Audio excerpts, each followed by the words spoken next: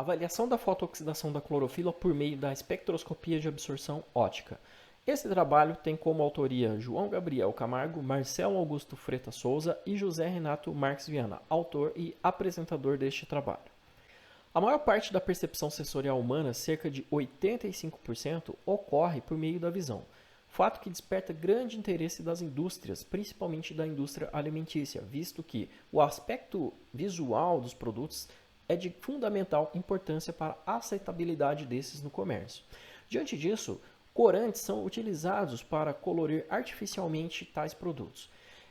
Podemos classificar os corantes em duas categorias: os corantes sintéticos, que apresentam um menor custo de produção e uma maior estabilidade física e química, mas muitas vezes são prejudiciais à saúde humana. E, por outro lado, os corantes naturais, que são definidos como substâncias coradas extraídas apenas de processos físico-químicos ou bioquímicos de uma matéria-prima animal ou vegetal.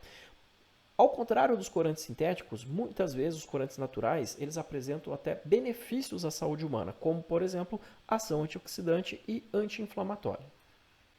Nesse sentido, as clorofilas são uma das alternativas para a substituição de corantes artificiais na indústria alimentícia. Porém, um dos principais problemas encontrados pelos corantes naturais e, consequentemente, pelas clorofilas é a sua instabilidade física e química.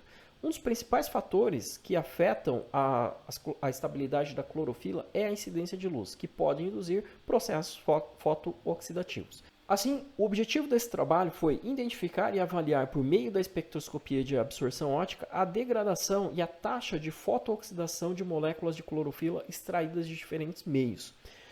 Também calcular a velocidade de reação no processo de fotooxidação, obter o tempo de meia-vida da reação e determinar a razão entre a concentração de clorofila e carotenoides nas amostras. Para a extração da clorofila, utilizamos as seguintes matrizes: folha de alface crespa, folha de couve verde, pimentão verde e cebolinha verde. As soluções de clorofila foram extraídas por meio de contato direto com álcool etílico absoluto 99,7% durante 5 minutos. Após a filtragem, as amostras foram expostas à radiação emitida por uma lâmpada halógena de 70 watts. A figura 2 mostra a imagem de uma das amostras obtidas após a filtragem. E a figura 3 mostra a amostra sendo irradiada dentro de um recipiente totalmente isolado do meio externo.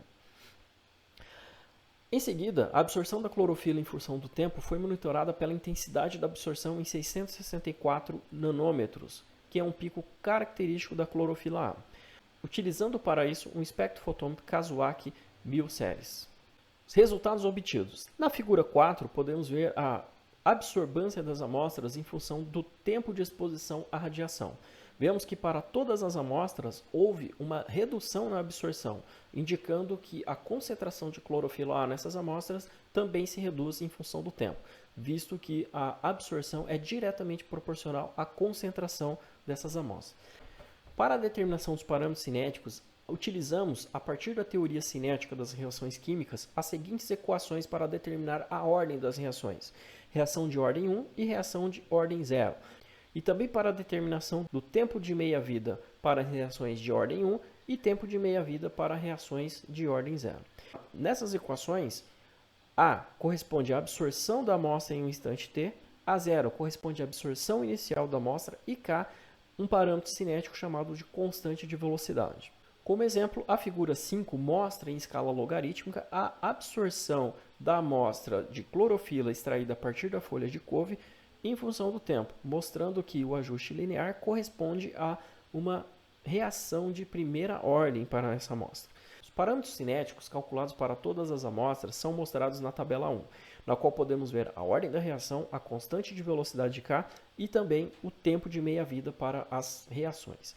Com relação ao tempo de meia-vida, podemos ver que para a amostra de couve, o tempo de meia-vida ficou em torno de 28,8 minutos, o menor entre as amostras. Isso indica que a concentração de clorofila nessas amostras se degrada mais rapidamente em relação às outras. Por outro lado, o tempo de meia-vida obtido para a amostra de pimentão verde foi o maior entre as amostras, 49,5 minutos, indicando que nessas amostras a clorofila se degrada mais lentamente. Diversos trabalhos têm mostrado que essa degradação pode ser influenciada por vários fatores, inclusive a concentração de carotenoides nas espécies.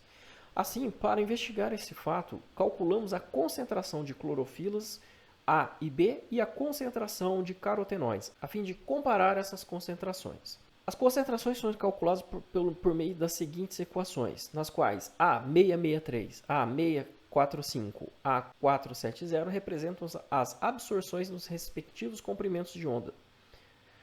V é o volume filtrado da amostra e W a massa utilizada da solução. A tabela 2 mostra os resultados obtidos a partir das equações anteriores, onde é mostrado a concentração de clorofila A, a concentração de carotenoides totais, assim como a razão entre a concentração de clorofila e de carotenoides totais. Podemos observar que a razão CACC para a amostra de couve apresentou o maior valor entre todas as amostras, 31,20. Isso indica que a concentração de clorofila em relação à quantidade de carotenoides é maior para essa amostra.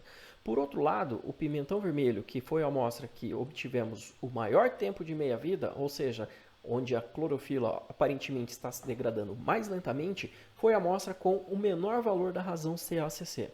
Isso indica que existe uma grande quantidade de carotenoides totais em relação à quantidade de clorofila nessas amostras. Este resultado mostra que os carotenoides podem produzir um efeito de blindagem nas clorofilas, reduzindo assim a degradação através da fotooxidação.